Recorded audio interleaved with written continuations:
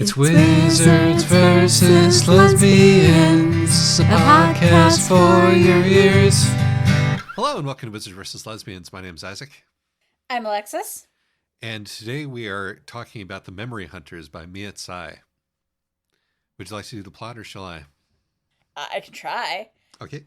Kiana Strad, aka Key, is a memory hunter in a post-apocalyptic America, where people like Key use mushrooms to go memory diving into sort of ancestral memories of various people to recover our lost pre-apocalyptic past. She works for a museum. She's also she's wealthy and a religious figure. And she has a hot guardian named Vale who will defend her, but will also murder her if she ever loses control of her memories.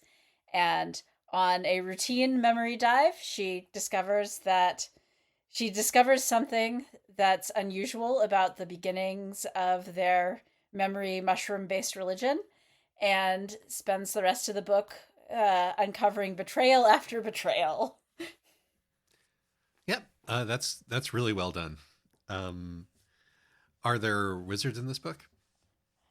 It's definitely, there's not magic per se, but there's definitely some wizards. It's close enough.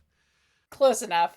There's people if nothing else, Key's mom is absolutely a wizard. She's got mystical powers and is also evil. Or at least very screwed up. She is pretty much down the league table in terms of evil people in this book. There's others too. It's just in terms of you want mystical powers also. Yeah. No, there's and there are lesbians in this book also, and yes, there are also no shortage of wizards versus lesbians themes. Yes. So I would call this one pretty comfortably Wiz-Les. This is a pretty classic mainline Wiz-Les book. Yes. Actually.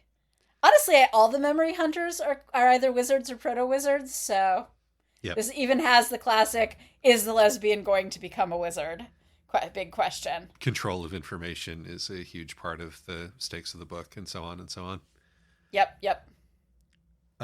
Why should you read this book? I think that overall it's competently written and fairly interesting. It has some good moments, and some. I actually enjoyed the world building, and yeah, I think it's just sort of a fairly interesting, if overly long, post-apocalyptic science fiction novel with some cool plant and body horror stuff. I think it's readable moment by moment, and it's also interesting in terms of the ideas that it's bringing to the table. It's a fun one to talk about, or at least I hope it's going to be a fun one to talk about. But honestly, I can't really recommend this one beyond that. Which leads me into why shouldn't you read this? I don't think this is a very good book. I think that it is the world building is interesting, but it's not internally coherent or consistent. Oh, that's absolutely true. Yeah. The pacing is all over the place. The pacing is terrible, and it doesn't really cohere, unfortunately. Yeah, there are plot holes. The characterization is inconsistent. Characters spend far too long explaining their own motivations instead of demonstrating them. The romance hangs on a similar thing where we're told, that these characters are attracted to each other rather than there really being much evidence of that. And ideologically, it's really confused, I think. Yes, and I think that's going to be a fun thing to talk about. Well, you don't have to be internally coherent. Most people's stories are not in real life. Most folks aren't ideologically consistent. Excessive scrupulosity is a handleless knife. But if your story sets out to teach a moral lesson, I'll judge it in part on how convinced I am. And this one is certainly out to be didactic. It falls between Bunyan and green eggs and ham. I mean, I think I enjoyed this one more than you did. I feel like it's kind of underbaked. I feel like it needed a little bit more time and editing to like make it cohere. Yeah, that's my feeling too. It's because like I don't hate this book. Like it definitely doesn't rise to this level. It was more like after having finished it, I looked back on what I had read, with, at least not like, complaining and dragging my feet every inch, like, some books, and was like, oh no, actually that really didn't. Yeah, I'm thinking about it. The more I think about it, the more I'm seeing the ways in which that this didn't really hang together in the end. Um, Yeah. and so on that basis, it is an interesting thing in that like there there are a couple of like I think interesting things about it in terms of science fiction and the microgenre that we can get into post spoiler zone. Mm-hmm. But as a piece of fiction, I don't think it's particularly successful. Yeah, I would call it, like I said, I think it's just underbaked. Hmm. Um, but but doing some interesting things. So Yeah. just not necessarily pulling them off, unfortunately. So let's speed on to the spoiler zone so we can talk about it with a stop at content warnings. There's some body horror. Hmm. There's cannibalism. Yeah, no, we're never a million miles away from cannibalism here. There's sexism and classism. The sort of the juxtaposition of the sexism in this book with the fact that it is a matriarchal default bisexual society is another interesting thing that I'd like to talk about later. But Yeah. there's still sexism in it. Um, it's relatively misandrist also. That's from the authorial perspective. And Cal is a pretty good nominee for One Good Man, I guess. yeah, no, I was actually going to nominate Cal for One Good Man, and of course he's gay, as befits the one good man in stories like this. And I think that's just about it. There's some pretty gnarly injuries, maybe, but that's about it. Well, there's domestic abuse. There is domestic abuse. Yeah, and there's murder also, but Hmm. murder Murder, happens all the time. table stakes, really. Yeah. Okay, so And also like psychosis and mental breakdowns. yeah, no, not being able to trust your own brain, etc. So, all right, I think that covers the major content warnings. Involuntary medical procedures. That is the content warning we forgot. Involuntary medical procedures. I hope one hasn't happened to you. Spoiler zone. Okay, let's talk about the book. Yeah. So where do you want to start? I think that one of the most interesting things about this book to me is that I interpret this as being an area studies fantasy, except it's about America. It kind of is, isn't it?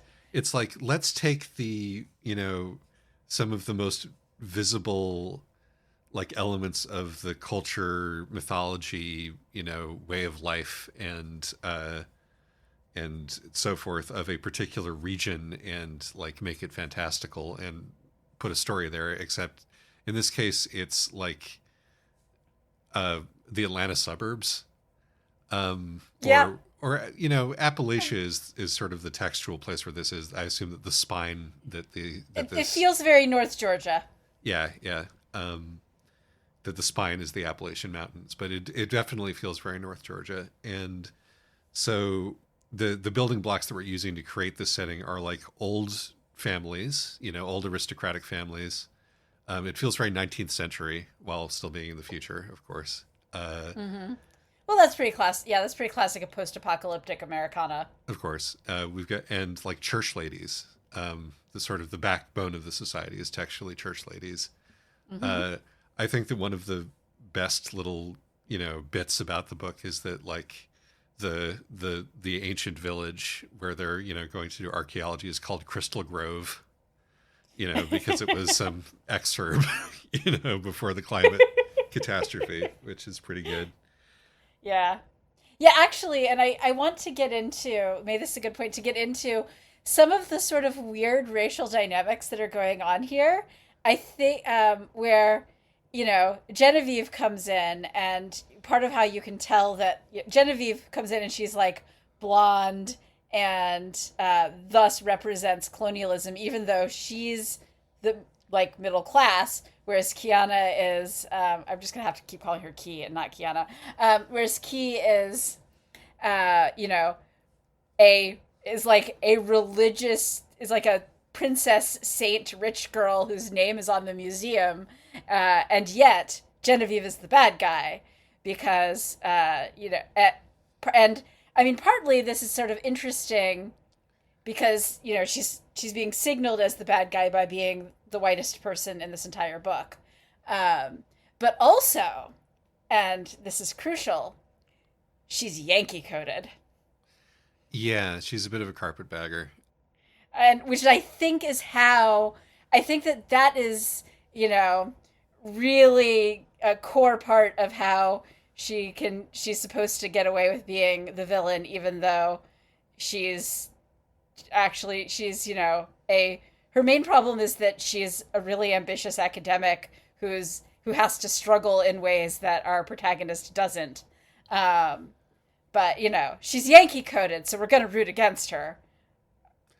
Yeah, there's a lot of gymnastics that this book has to do in order to make its characters settle down in the categories that it wants them to settle down in. Um, and a major one is that Kiana is like the most privileged person in this entire society. Uh, Yeah. but we still have to make her heroic, and heroic in a really sort of baseline, uh, inherent way, which partially stems from her faith. Uh, and also, we have to.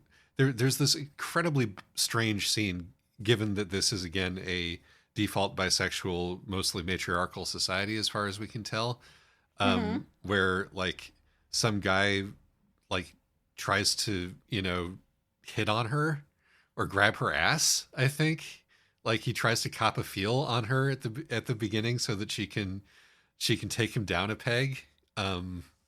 Which follows immediately after the scene where Vale extrajudicially, or I guess judicially because of the way that law works in this society. Very judicially. Like I actually enjoy the degree to which Vale, every time she's about to murder somebody, has to run through exactly how judicial or extrajudicial this killing is about to be, and then she kills them regardless, which I Right. think is actually a really nice touch. Like that's actually a great character beat for her.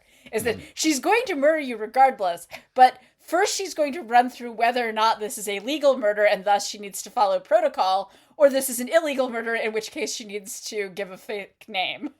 Speaking of things that I enjoyed about this book, I like the fact that Vale is autistic coded, and it is unlike most of the other things in the book. It's not like hugely, signposted at all times.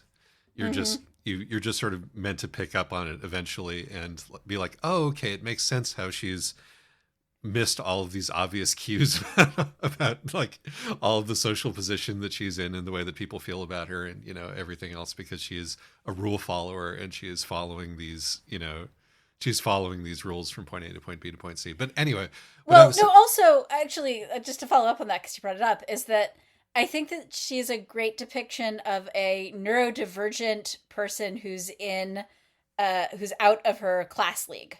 And right. so the way that she's dealing with this is that she's going to follow every single rule, and she gets confused and frustrated when when other people can get away with not following the rules. Because, what she's going to do is figure out the rule system and then try to follow it. And it's not even always the posted rules. Sometimes she just has to make her best guess. And so a lot of her like defensive insecurities actually seem really believable because they're coming out of this dynamic where it makes sense that what she's going to do is assume the worst out of every social interaction. Vale's character is probably the best thing this book does. Mm-hmm. The most fully realized and the most consistent. Yes. Although annoyingly, it does make her forget her protocol when it's narratively convenient. As on the train back from when they're coming back from their thwarted diving attempt, and when Kiana is beginning to suffer the symptoms of the memory intrusion, and uh, unlike at any other point in the book, Vale doesn't immediately go through the protocol with her when she comes back from the dive, and goes to the bathroom instead, so that Kiana can have this moment in the narrative, and we can stretch out the reveal of this. But Yeah, that was annoying. but regardless, apart from the way that she is sort of forced into things by plot contrivances, the way that the other characters are, like she's the best thing that we have here. Like her dealing with this institution, and belief in this institution, and like participating in systems that continue to contribute to her own uh, disprivileged othered status out of desperation. That's all very well observed. Yes, and I feel like her plot arcs, and who she gets betrayed by, are in general better forecasted and more resonant than Key's. Yes.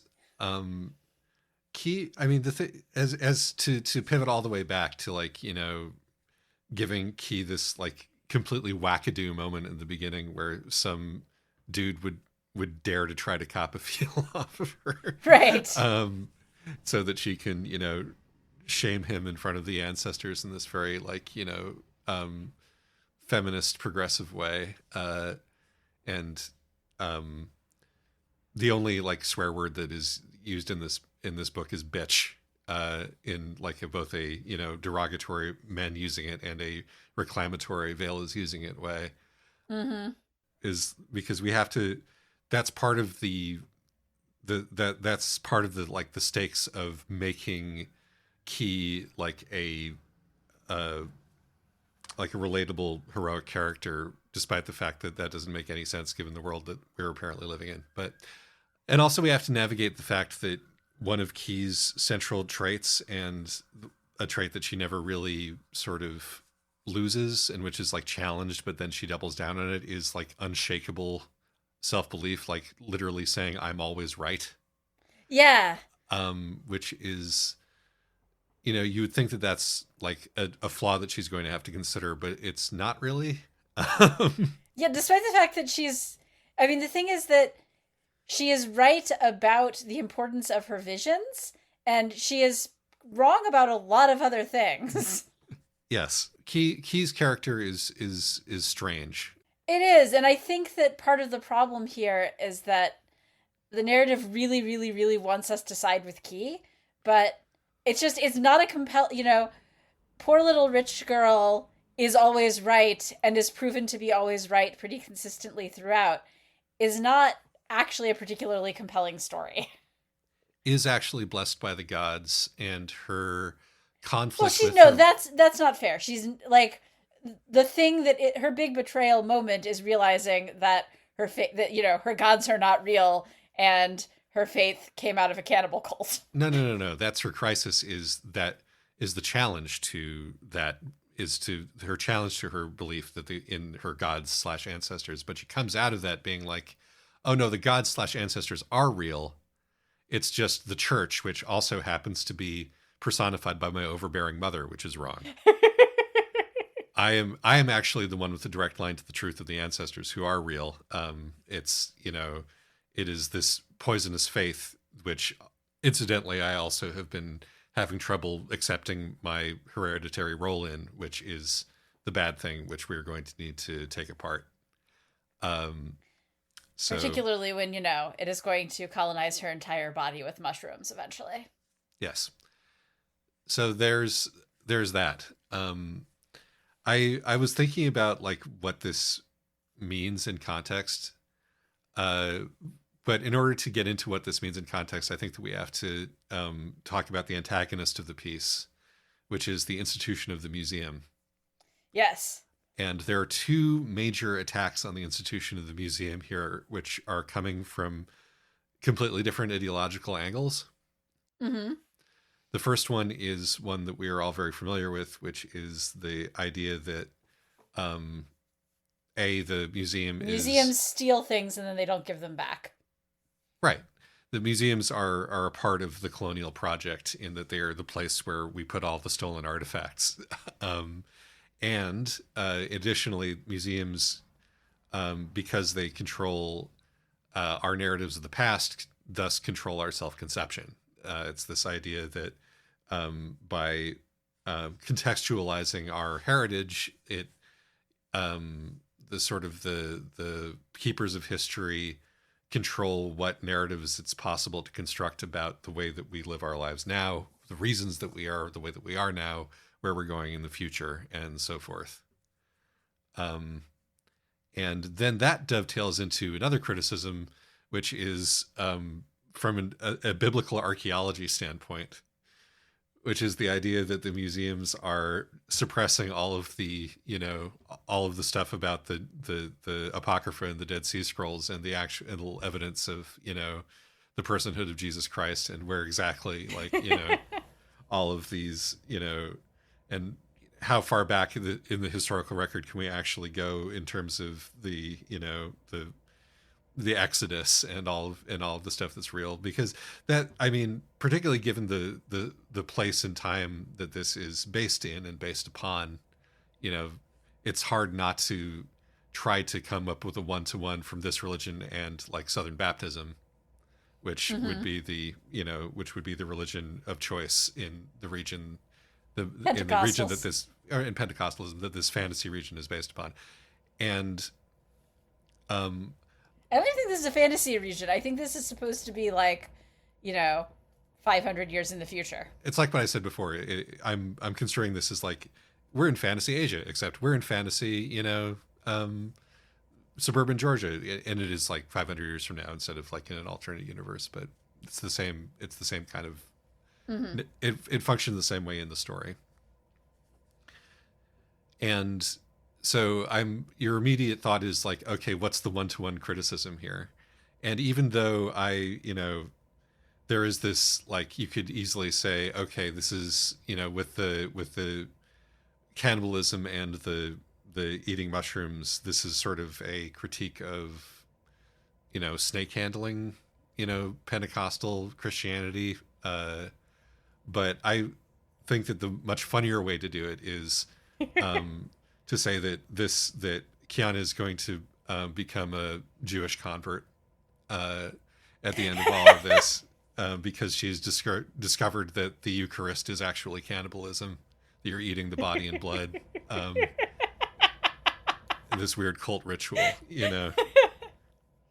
This does, I mean, and I will say, and see, this is one of the reasons why I think it is crucial that this is post-apocalyptic the South and not fantasy the South, is that you're supposed to sort of, I mean, because it's very much the effects of climate change are very much still being felt, and so I think you're really supposed to look for continuities in our time and what has survived and what hasn't. And one of the things that I always do look for in post-apocalyptic things is, where are the Jews? Because there's actually a fair amount of Jews in Atlanta and the Atlanta suburbs. So they've been erased by the museum, and the blonde middle-class woman who is taking over the museum is making sure that we don't know anything about Jews. Which, again, I mean, the question is always, are you writing a future where there was another, this time finally successful Jewish genocide, or did you just forget? I mean, that's also you expect me to believe that past the climate apocalypse, a climate apocalypse which, like, railroad technology survived and so on, that we forgot entirely about Christianity. Like, we somehow lost the entirety of prehistory from anything over 500 years ago. Even though we literally have magic that allows us to look directly into the past up to a certain point. Yeah, though of course it is into the past only up to the point where the cannibal brain eating cult started. So Yes, which is convenient, but which is why I think that I prefer to think of it as sort of a fantasy setting loosely based on America, despite the fact that's that it fair. is textually That's set fair. in the future. But regardless, so the the museum is the bad guy, and like our ice chewing, academic villainess, who is just such a ruthless psychopath. Um, Yeah, part of the problem is that she ends up being more interesting than our protagonist, and in some ways more likable. I was just saying, not likable as in I would like to have dinner with this woman, but just likable as in more compelling than Key because I mean, for one thing, I'm really interested in the psychology of the middle class woman who managed to claw her and backstab her way into being the museum director, who tells the girl whose family name is plastered all over the museum and who's a saint in the making. Oh, well, if you want my job, you're going to have to work for it. I mean, that takes backbone. You gotta respect that. It also makes Key's like heartbreak and Genevieve's inevitable betrayal kind of feel kind of disingenuous because I mean she told you on your first day of work that she understands that you're gunning for her job and she's gonna make it hard. it's a villain speech, I think. She's a scene chewer at heart, toying with the girl for whom she nurses a secret resentment because said girl is slightly more talented and special than she is, despite all her hard work. And just because the girl has a royal bloodline while our villain is an upstart commoner of the Grand Vizier persuasion.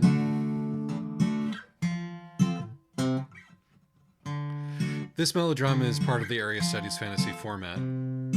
It uses beats from local folktales, and in this case the local folktales are Disney movies.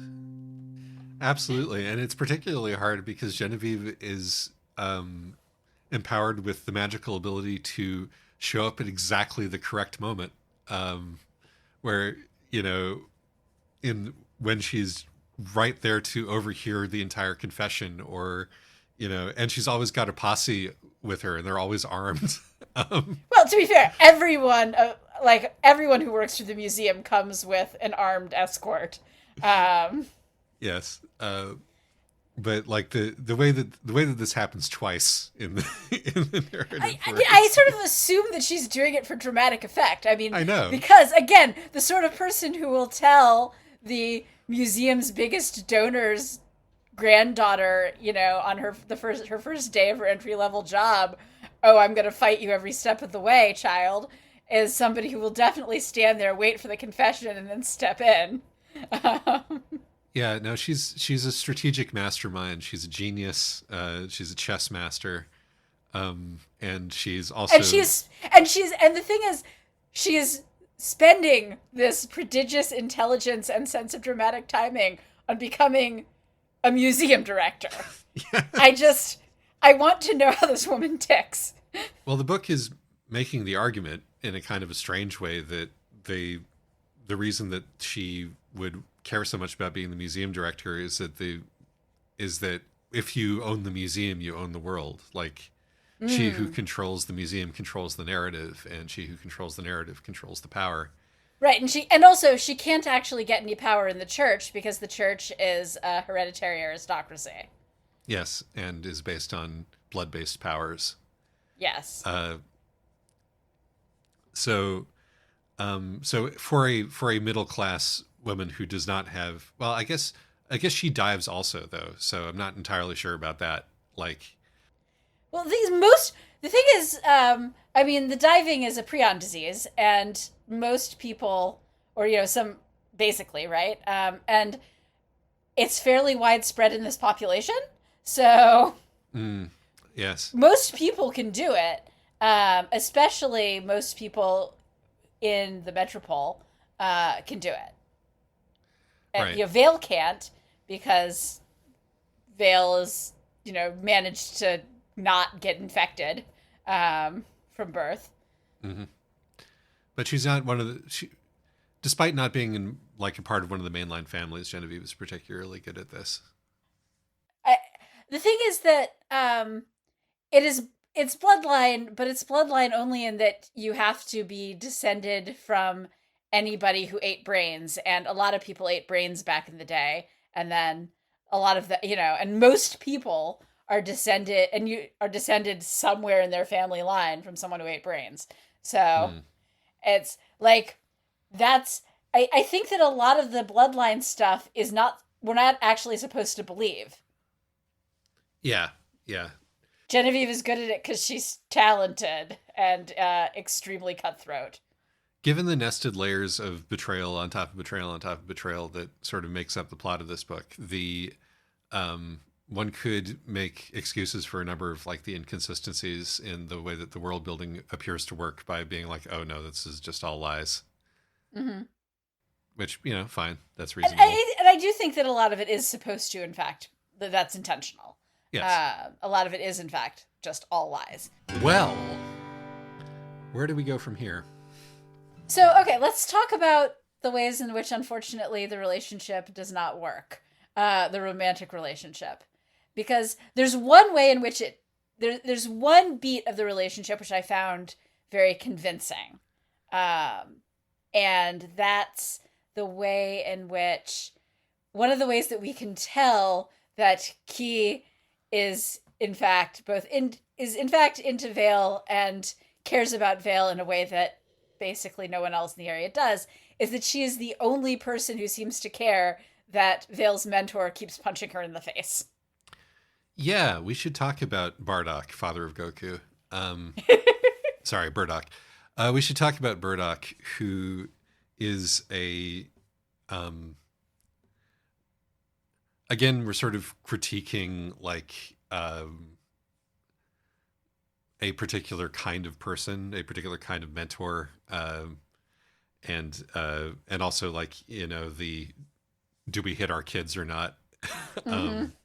and is this a thing that is actually an intrinsic part of the culture that Burdock and Vale come from, and are we being culturally insensitive by critiquing him for hitting her a whole bunch?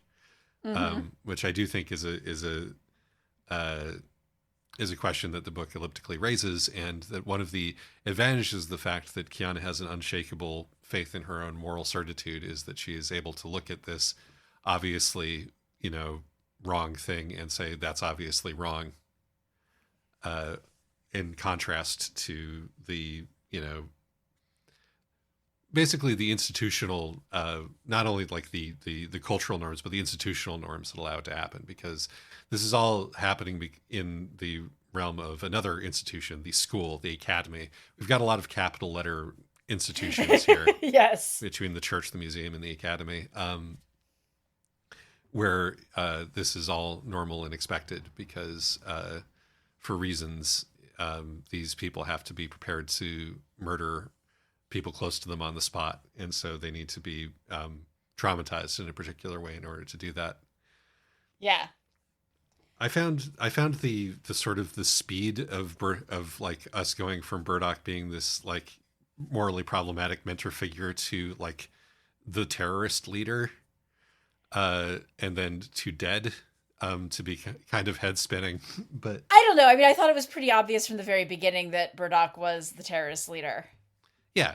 No, in terms of what in terms of what the characters are allowed to know, I I guess. just uh I felt like the Burdock betrayal cascade, it was a little too much. I think he was more interesting, even as the terrorist leader, he's more interesting when he genuinely seems to be caring about what's right for Vale/Maris. And when he is given, and when his girlfriend gives away, like, lets slip that he's given, that he's, everything has been lies, basically. That I felt like it robbed that relationship of a lot of its emotional power, because if it's all part of what made it until then an interesting and fairly accurate abusive relationship is that the good parts were genuinely good. right? He is in many ways a good mentor. He handholds her through passing history by relating to her in ways that, the traditional academy can't. And he loans her all of his weapons, and, he does all of these things to help Vale throughout.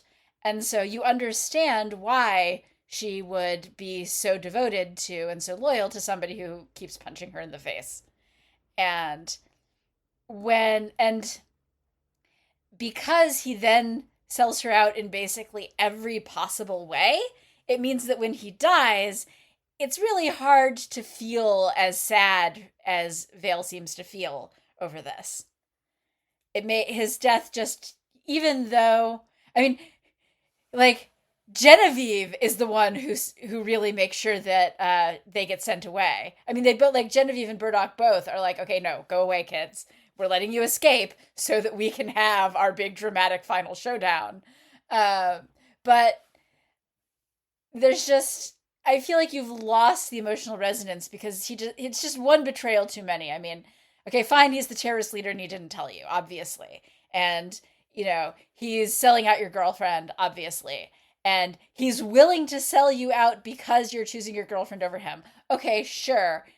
He even seems somewhat conflicted over it. But that, oh, he was actually lying about only ever sharing the songs with you. And he's given away your secret private name to his girlfriend, who's just a pale imitation of the villain. That was just too much, I thought. I like pale imitation in this context. I mean, there's definitely the his tragic flaws that he has a thing for white women Yeah. reading to be Yeah. applied to this. I think I agree. I think that is like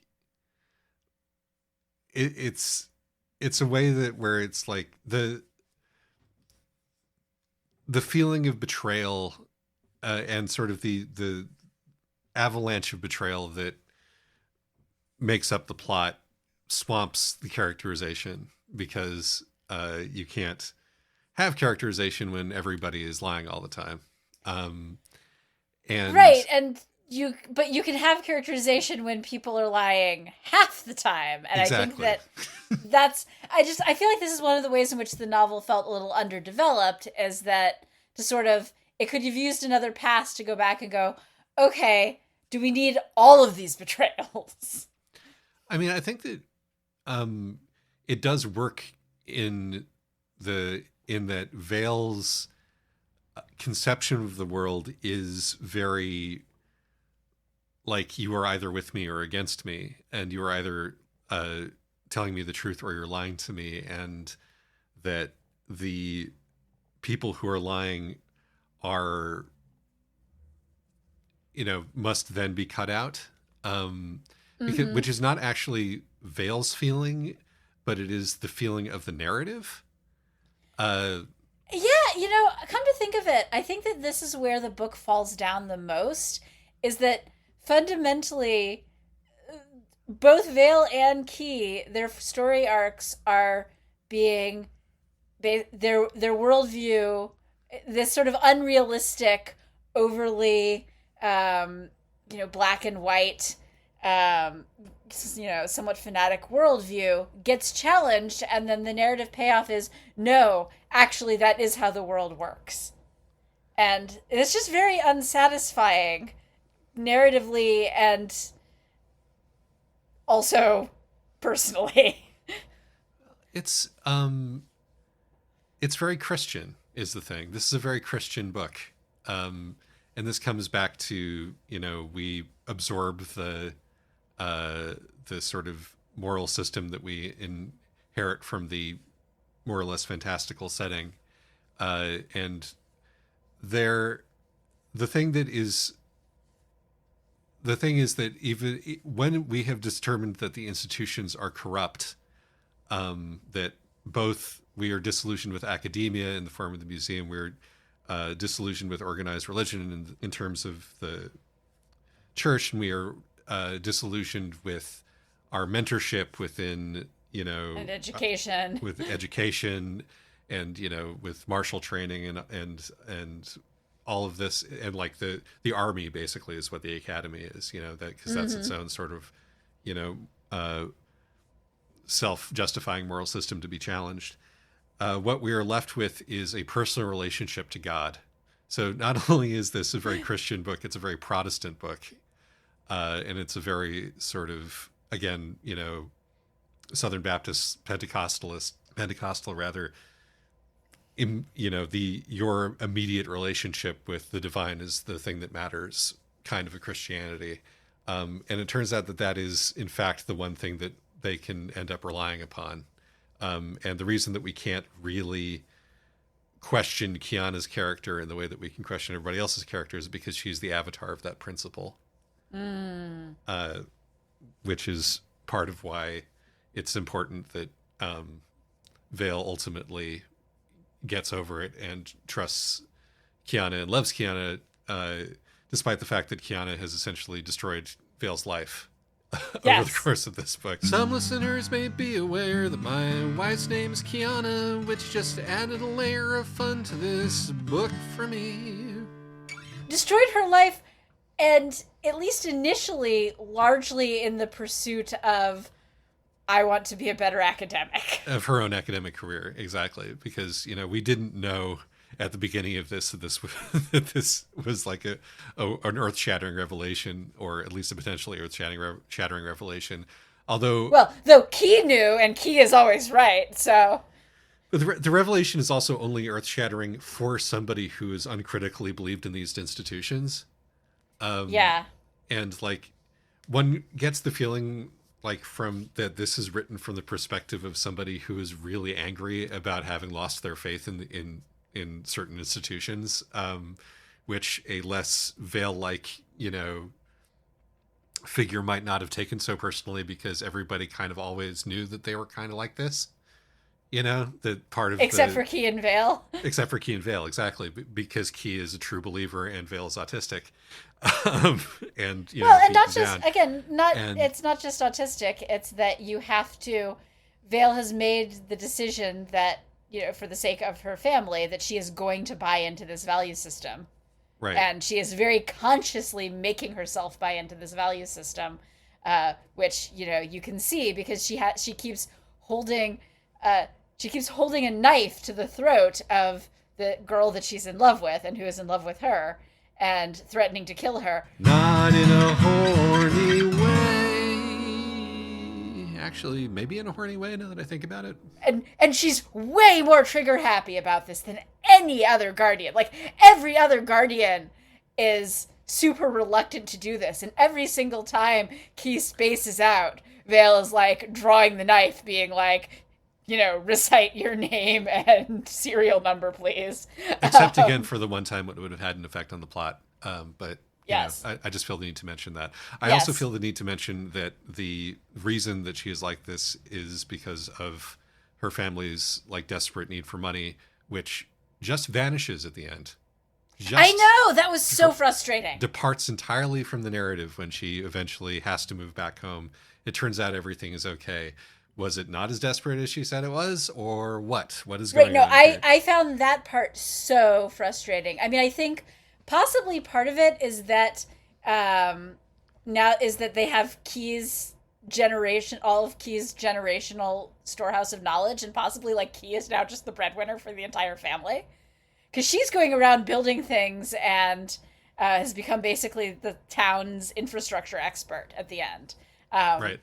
Which makes sense, but no, the most frustrating thing about this book for me was definitely the part at the end where I'm like, because Vale's terror of what's going to happen when things fall apart is so relatable and immediate, and really, I think, drives a lot of what makes the conflict and in the book work.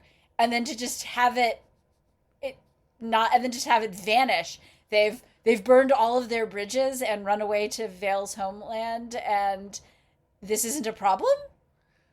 Yeah. Why did she do all of that then?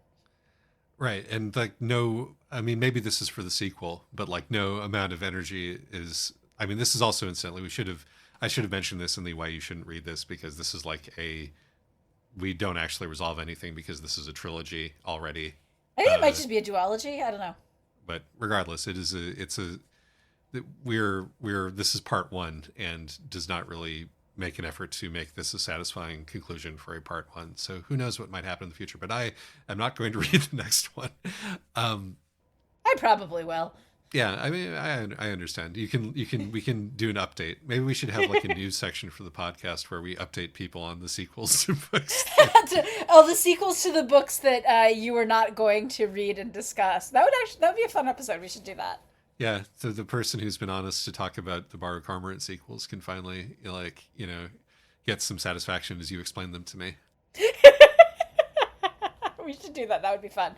Anyway, but yes, no, it does not have it does not wrap up particularly satisfyingly. But I would say that the reason, narratively, that the money issue disappears is because, like, the rock that this book is built on is that Key isn't wrong, which means that everything that Key has done has had to have been justifiable in the long term. And Which means that it can't have come at the cost of her girlfriend's family's stability. right, because Key is, by virtue of her position, has a direct line to the ancestors. Yes. And that is the only truth that we can rely on in this world, is direct revelation, because all of the institutions that purport to have knowledge and control knowledge are built on lies and hypocrisy. Mm-hmm. I will also note that really, as far as the narrative goes, the one person who genuinely is correct about everything, thus, is Jing. Yeah, but that's because he is a liar and a hypocrite. Right. And thus understands the world that he lives in a way that the rest of them don't. I don't know if he's a liar. Actually, he's honest. He's very upfront about, his limits. That's true. Everybody keeps saying, "Oh, he's the best liar in town," when But no, he's the one person who just flat out is extremely upfront with everybody about everything. Like, he doesn't lead Vale on at all. Vale kind of leads herself on about the future of their relationship, but every time she even looks at him too romantically, he's like, "Don't ask anything more of me." He's the one person who tells Key, "No, you can't trust Genevieve. You can't trust the system. You should be like me and just a total cynic and only in it for the paycheck. But if you're not going to do that, then at least stop being stupid and assuming that everyone has your best interests at heart." Yeah. And like, I'm interested in discussing, and because this dovetails, what we make of our Asians from the West, and their cultural differences. Jing and possibly Vale. I mean, Vale we know has black hair, black eyes, and golden tan skin. But we don't actually know anything else. Right. Vale's real name, and forgive me for revealing it, is Mavis. Maris. Sorry. Yes. But like, I think they're not supposed to be part of the same culture, because when Burdock is talking to Jing about, like, in your culture, you have these, like, rituals around, greetings and like being reciprocal and giving gifts and that kind of thing. And that is not how he talks to Vale, and he's from the same culture as Vale. So I don't think they're meant to be part of the same group.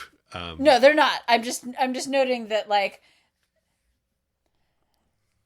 part of, I think, actually what makes the book the book is not entirely, it kind of wants to have it both ways in terms of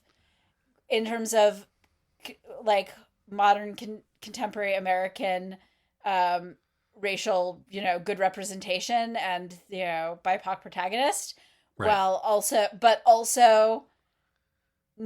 sort of setting aside, having this post-apocalyptic racial category where Key, who is our BIPOC protagonist, is the most privileged girl in the world. Yes. But, and this is also the uneasiness that I keep pointing out in the relationship between really wanting to have, bad men doing misogynist things at the same time as you're in a as you're in a matriarchy. matriarchal default bisexual world. Yeah, with they Yeah. thems. Incidentally, there's also like just non-binary people. In the classic fashion, there's a bit character without a speaking role who is non-binary, just so that we can be Yes. like, hey, there's one of those. Yes. Which I sure love it when they do that. Right.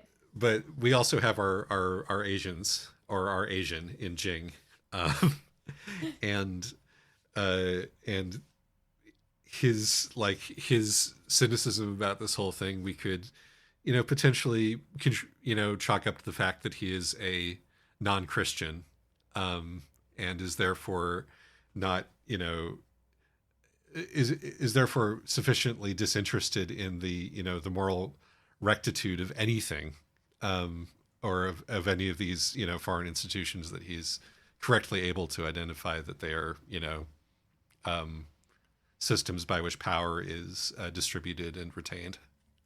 I think that in the case of Jing, I think that he is Asian largely so that there is some Asian representation in the book, and that he is cynical and disaffected because we need that role, and Vale's boyfriend is exactly the right person to put in that role because so I don't necessarily think that those two things have to be linked, except that it helps. I like, maybe it sort of increases his outsiderness, but I feel like that this is more just a product of the book does not actually have the world of the book does not have a coherent racial system, Mm-hmm. even though there are these dynamics that are supposed to kind of be there under the surface. But we're supposed to mostly read contemporary racial dynamics into who we're supposed to root for. Yes, I think so. Against like the actual textual power relationships in the book. I.e. the same way it handles gender.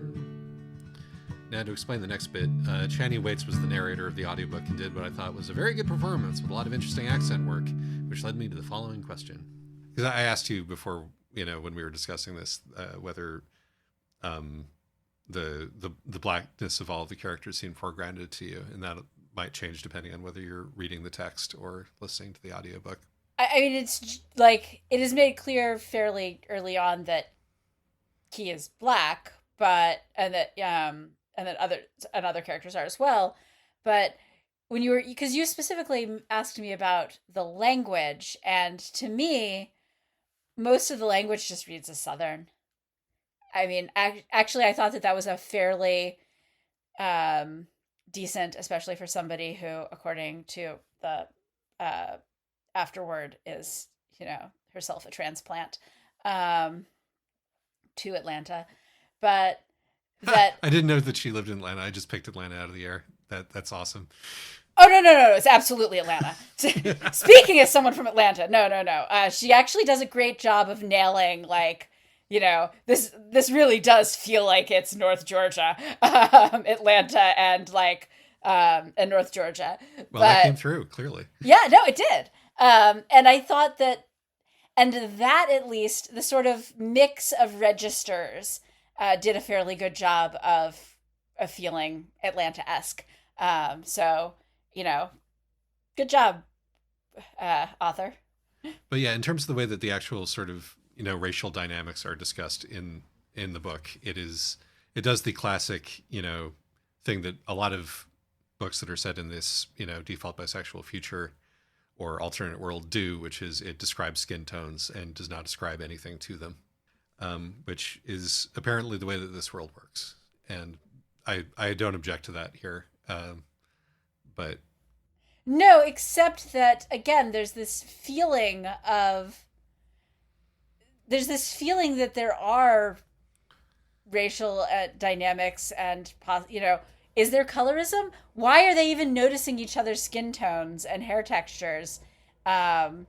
Is it just about attraction? Because the viewpoints are fairly close third for Key and Vale. And so when something gets noticed, it's because it's significant to them. And so is this about, what are we supposed to read into the fact that these things get noticed? And that I didn't feel like was well conveyed. And it's one thing if you're leaving everything to the reader to unpack, but one of the sort of the unfortunate things about this book is that if there is a personal motivation that the author wants you to know about, the character will spend an inordinate amount of time explaining that Yeah. motivation to whoever's in front of them, and so the omissions feel more overt. The omissions, stick out more in contrast with that. Yeah. We forgot to add a content warning, just unrelated. We forgot to add a content warning for non-consensual medical procedures. And it's true. That's like the The most upsetting. reintegration, I thought the reintegration, like lead up to an actual scene was good. Yeah, no, that's the most upsetting part of the book by a good margin. And like by upsetting, I mean like, thumbs up Like for that. viscerally upsetting. Yeah, in a good Right. way. So that was I thought well handled. Well, it was well handled, but then like the MacGuffin of the second half of the book is she needs another one. She wants another one, and the next one is going to work on her, even though the first one didn't, for reasons which are never explained. Well, the final reintegration is done via her girlfriend sticking her girlfriend's blood, not hers. So Right. I mean, I know that what wasn't explained is the reason why the first one didn't. well, the no, that one actually I thought was adequately explained because you get the little note thing. There's all the little snippets from documents and things like that, which I think works very well for this book. Sometimes having those little snippets just as epigraphs feels decorative, but in this case it works really well with the themes of memory and museums and archives. But Sure. no, one of them is specifically about the different kinds of reintegration and, why you shouldn't use someone else's blood as your reintegration mechanism because it doesn't work in the same way and is highly unstable. So, like, that was actually totally fine. No. What I would wasn't have liked to see explained it was better why the foreshadowed. first integration didn't work on Kiana, the one that was done with her blood, because she's apparently the only person that she's aware of for whom this has never worked. Right. Well, this is because Key is always right, and she has tapped into the primal, powerful vision of her ancestor. Like she has found the first ancestral memory, and that is so powerful that it is overriding her reintegration. I don't necessarily like how it was handled, but it was handled in a narratively consistent way. Okay. That one actually does make sense. The gods did it. Fair enough. And then the second, but they kept trying to get her blood again to do it again, even though it didn't work the first time. And like the using Vale's blood thing was a desperation thing that happened at the very end. Well, I think that the other reason, it would have been nice to have some reason to believe that some excuse for why they thought a second one would take. Or maybe they didn't. I mean, part of it is that Key is having a second mental breakdown. So, and nobody's thinking very clearly. They're just falling back true. on what they That know. is true. It is kind of chaotic at that point, regardless of what's going on. Right? Like these are a bunch of people working entry level jobs in I their guess it's early not 20s. as impressive when that Genevieve is able to outsmart all of them when Right? none of their plans really make a lot of sense. Right. I mean, the thing is that these are a bunch of like just barely hit adulthood. This is your first post college job, and running around having had their worldview shattered. It's actually a little reasonable that they're acting kind of stupid and irrational. I wish I were more convinced that the narrative understood how overwhelmed and kind of irrational they're being. I think part of it is that the narrative kind of wants it both ways. It wants Key to be always right and to have tapped into this fundamental truth, and to keep tapping into fundamental truths, and to understand every dynamic. But it also wants everyone to be in over their heads and having a bunch of simultaneous and a bunch of totally understandable simultaneous breakdowns. Yeah. Well, I think, do we have any other little notes that we want to get to? I have one other final thought, which is because I think it is really, this is another example of where this is really just trying to be two books at once. Not narratively, interestingly enough, but like morally and thematically, it's trying to be two conflicting books at once in a lot of different ways. And one of the other ways in which this happens is with how the blood integration and using Vale's memories um, works, because one of the themes throughout this book is about cultural appropriation and taking memories that don't belong to you, and how, some things are meant to be secret and private, basically that there are closed traditions and we should Right. respect that. And then, Vale desperately trying to save her girlfriend means that suddenly Key has access to all of, not only to all of Vale's ancestral memories and all of her cultural traditions and all of her secrets and also all of her hard-earned martial arts skills that, she got punched in the face a gajillion times for. And that feels like in some ways the ultimate appropriation. But But it's okay because it's Key, and Key is never wrong. right. Alternately, it's okay because it's lesbians. But I think it's unfortunately more the former. Possibly, now, possibly this is going to get problematized in the second book. Like, it's already set up where Vale is like, I'm not actually sure we should be dating because you aren't entirely sure how much of yourself is you and how much of yourself is me. So, like, points to Maris at this point for going, maybe this isn't actually healthy, even if we are both girls. And so maybe this will actually get problematized in the second book. But it felt like it was yet another sort of sudden about face on the morals and ethics of the book. And that was frustrating. Well, let's bookmark this. It's possible that the sequel will make everything fall into place, and all of these contradictions will resolve themselves, and it won't end up feeling quite so evangelical in its spirit and tone.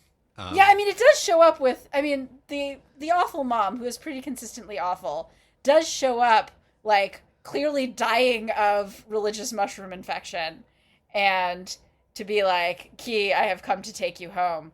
So I do think that it's entirely possible that a lot of the stuff that is not, the narrative is holding up as absolute truth is supposed to get broken down. We've broken down a bunch of systems in the first book, and it's possible that the others are actually going to get broken down in the second.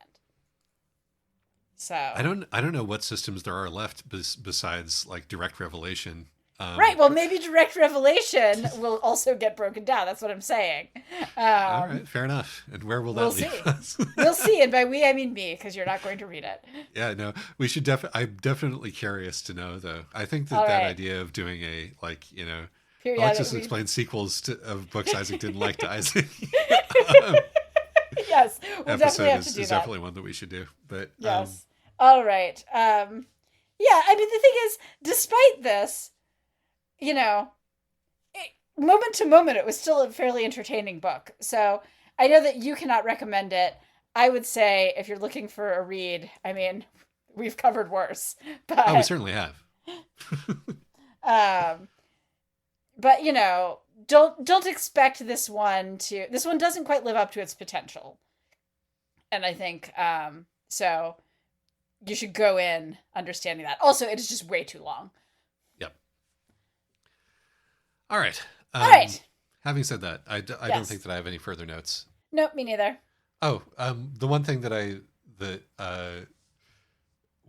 enjoyed is that Vale at one point just sort of muses out loud, maybe we should return to oral tradition. Maybe writing things down was a mistake.